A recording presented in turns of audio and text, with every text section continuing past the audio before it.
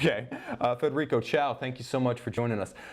Josh, this is one from Jack Nunez. He's asking, why does Hublot lose so much value in the secondhand market? Josh, attack this from every direction. All right. So, well, instead of speaking specifically about Hublot, I talk in broad terms about why watches hold value and some of them hold more than others. So, number one, it's going to be distribution. The control of distribution that the brand has is going to be the number one determining factor of watch value in the secondary market.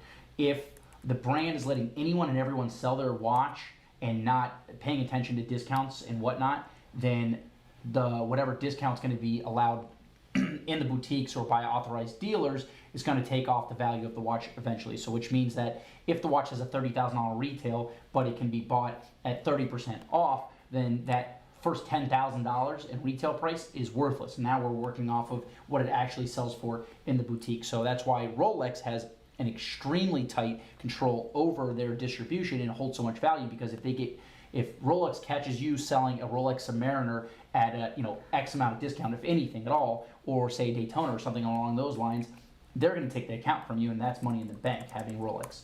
So Hublot, Breitling, even Omega, a lot of these brands, the distribution channels are not really kept under control the way they should be, and that's the number one reason why they lose so much value. And the other thing would be maybe MSRPs or retail prices not being in line with the true market value of the watch.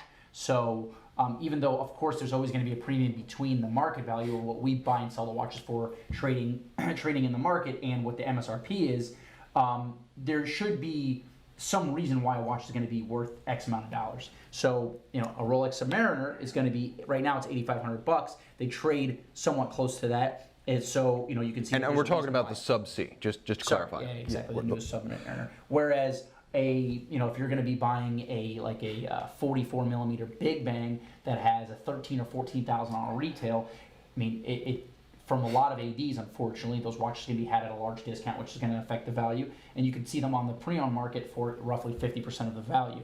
And every brand has different models that are stronger, and every Rolex doesn't trade, really strong, and every Hublot does not trade super soft. But you can just follow the distribution lines, and one way to really determine if how much your watch is worth. Look online and see what unauthorized sources, so like they would call them gray market dealers, the Joma shops, Authentics, guys like that. And what are they selling? Yeah, and just to be clear, a gray market watch is a watch that, for whatever reason, never passed beyond the scope of dealers. It's always ever been owned by dealers, and it's being sold by an unauthorized dealer at a discount without a warranty, without a factory warranty. A pre-owned watch is a watch that, in general, it's the way we buy watches, a watch that was bought from a collector. So it's pre-owned. We make no bones about the fact that someone owned it before, and you'll never see us advertising like new in box or bought new in box, because frankly, a new watch is sold by an authorized dealer, and that's the end of the story. Right. So there's a status versus condition. A lot of times you'll find dealers who, they'll say, hey, it's brand new because it looks new, but in reality, the status of that watch, unless he's an authorized dealer, is a pre-owned watch or a gray market piece. Which again, listen, there's a lot of different ways to buy watches, and we're not saying one way is better than the other, but there certainly are risks to be had buying certain ways, and a lot of times the price will be reflected. Okay, yeah, so that's definitely something to know. Just look on eBay, because eBay listings are real. There are rules about listing on eBay. You have to actually have the watch for sale. Chrono 24 is basically just the Wild West. eBay is reliable. Look on eBay, look at completed sales, look at active auctions. When you see a ton, in general, it means that the market is flooded for a certain type of watch, and it's like it's an inverse. The resale value of a watch or brand will be inversely proportional to the number that you see listed on eBay.